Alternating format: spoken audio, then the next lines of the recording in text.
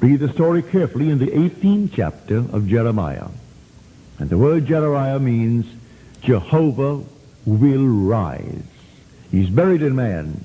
He's man's imagination. And these are the first 4 verses. Arise and go down to the potter's house, and there I will let you hear my words.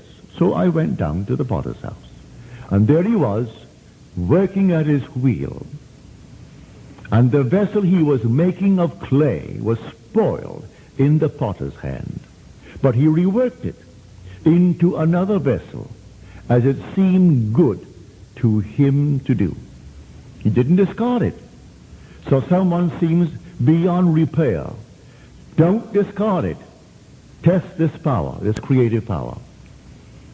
There is nothing more wonderful in this world, nothing more creative in man than to believe a thing into existence. I can't conceive of anything more wonderful than that. To believe a thing into existence. The late Robert Frost, the great poet, he said our founding fathers did not believe in the future. They believed it in. They didn't think that time would bring about democracy, that time would bring about the country that you and I love and enjoy in this world. They believed it in. They had an idea, and it was not anything that Europe had. Europe did not conceive this thing. It died with ancient Greece, the most difficult form of government in the world we have here. Because we have freedom. We have all the freedom in the world. But here our founding fathers did not believe in the future. They believed it in, said he. And there's nothing more creative in man than to believe something into existence. So do you know what you want? Well then, begin to believe it in as you believe now that you can smell roses. Believe it in. What would you see if it were true? What would you hear if it were true? Go to the end and dwell in the end as if it were true. And that's what you're doing. When you do it that way, then actually believe in the power of the potter to make it so. All you and I are called upon here is to believe it. To believe in the power of the imaginal act. But to try to change circumstances before we change our imaginal activity is to struggle against the very nature of things. Can't do it. Because the imaginal activity is producing things.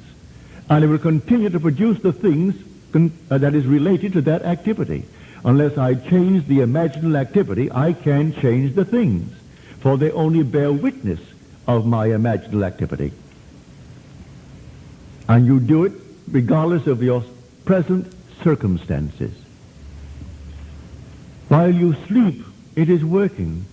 While you walk the street thinking of other things, it is working. You set it in motion. Believe in the imaginal act. Believe it to be a fact. And in a way that no one knows, it will objectify itself in this world. It will become a reality. I am telling you from my own personal experience. We have just celebrated as a family, our 50th anniversary as a family in business. We started behind the 8 ball. Way behind the 8 ball. On borrowed money.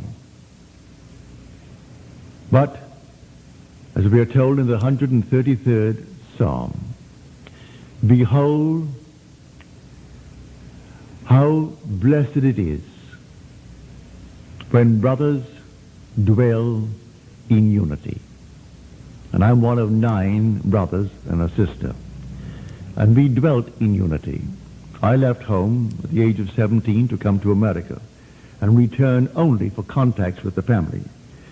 And the close-knit family of brothers just celebrated the 50th anniversary. And it really is the most fantastic, successful story in a little tiny place like the West Indies.